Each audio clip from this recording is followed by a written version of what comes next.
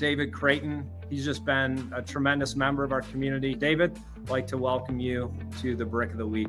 Tell us about your business. My business now is DC Painting KC, painting houses and buildings in the Kansas City metropolitan area. Originally, my inspiration when I started was to go after something that no one else in my family or my friend circle at the time was doing. Everybody pretty much worked regular jobs. They let their dreams or ideas of creativity for business or anything like that be passing thoughts versus passing actions. What do you feel is the impact that you're making in people's lives? Painting is just a vehicle. It's a stepping stone into being able to chase after your dreams and build something. I see that what I'm doing is filtering into people around me, changing the dynamic of my immediate family, but it also gives me opportunity to employ other people in the community. We're going to move into the failing part. So when things didn't go your way, what did you do? I was doing too many things, and then it bottlenecked me at some point. Once I started to feel the burden of so many different things going on all over the place, and it consumed my life. It was taking me away from spending time with my family adequately. I started to realize, man, I need to just shift and focus and simplify. So I started going through this unwinding process of just cutting a bunch of stuff out and figuring out how to narrow focus. I went into this real dark place for a while mentally and was depressed and unfulfilled.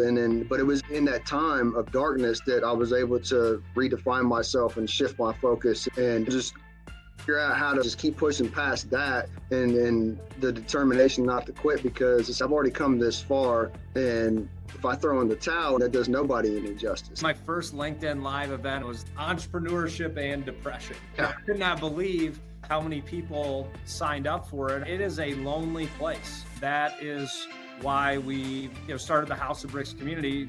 You learn you're not alone. 90% of the things we worry about never even happen. Oh, I'm going to go out of business, I'm going to go bankrupt, all these things. We're prone to fear. It's hardwired in our brain. It's really important for those of you out there listening that if you're in a valley experience, write it down, make the most of it. You're really going to see who you are, and it will shorten your time in the valley, because as you start to recognize and get that self-awareness, you can get some clarity of the next steps that you need to take. What are some of the big changes that you've made and you've seen your business and life after applying this? The simplicity of narrow focus and going deeper in on that and cleaning up my time and my resources. That way I've got barriers in my schedule that allow for freedom to be mentally present. This will be a breakout year for you, a record year, because I can see it just in you as the entrepreneur, the changes you're making, and you've been open to learning. We have a community now of